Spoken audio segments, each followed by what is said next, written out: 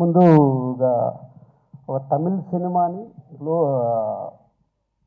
Pan India cinema చేసిన శంకర్ గారికి, ఒక తెలుగు సినిమాని ఇప్పుడు గ్లోబల్ సినిమా చేసిన రాజమౌళి గారికి ఫిలిం ఇండస్ట్రీ తరఫున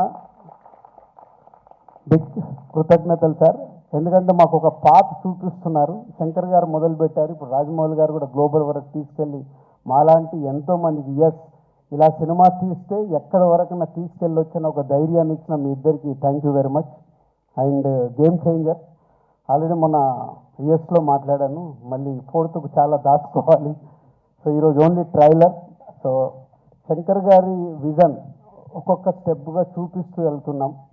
వారి ఒక్కొక్క పాటలో ఆ గ్రాండియర్ కానీ, వారు చూపించిన మూమెంట్స్ సాంగ్లో చేసినవి కానీ, లిరికల్ వీడియోల ద్వారా కొంచెం కొంచెం సాంగ్లో ఇస్తూ వెళ్ళాం. ఒక టీజర్ ఇచ్చాం, ఈరోజు ఒక ట్రైలర్ వరకు వచ్చాం. సో ఇది ఇంకా నా లెక్కన 40-50%. సో చాలా దాచిపెట్టి శంకర్ గారు 10th రోజు అందరికీ చూపించబోతున్నారు. ఈ సినిమాలో ఎన్నో మూమెంట్స్ అన్ప్రెడిక్టబుల్గా ఉంటాయి, అది మట్టుకు ఖచ్చితంగా చెప్పగలుగుతాను. నిన్నే తమన్ బ్యాక్గ్రౌండ్ స్కోర్ చేస్తూ రమ్మంటే ప్రసాద్ ల్యాబ్కి వెళ్తే 2 రీళ్లు చూపించాడు. అది చూసిన తర్వాత ఇంకా గట్టిగా తొడగొట్టాలని ఉంది, కానీ ఓవర్ అవుతుందని ఆగిపోతున్నాను. సో 10th వరకు మీలాగే మేము కూడా ఒక ఎగ్జైట్మెంట్ని ఆపుకుంటూ ఒక గొప్ప సినిమా అంటే ఒక కమర్షియల్గా శంకర్ గారు ఎన్నో సినిమాలు నేను ఎప్పుడు చెప్తుంటాను.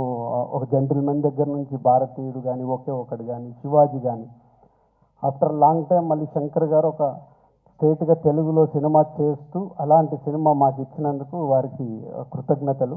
ఆయన Ram Charan global star, RRR తర్వాత ఒక గ్లోబల్ స్టార్ హీరోతో చేస్తున్నందుకు, ఈ సినిమా రిలీజ్ తర్వాత రామ్ చరణ్ గారు ఇంకా ఇంతింతై వటుడింతై లాగా పాన్ ఇండియానే కాదు గ్లోబల్ అదర్ కంట్రీస్లో కూడా చాలా అప్రిషియేషన్ వస్తుంది. సో మా పెట్టిన డబ్బులు తిరిగి లాభాలతో వస్తుందని వెయిటింగ్లో ఉన్నాం ఈ సంక్రాంతికి. Thank you very much.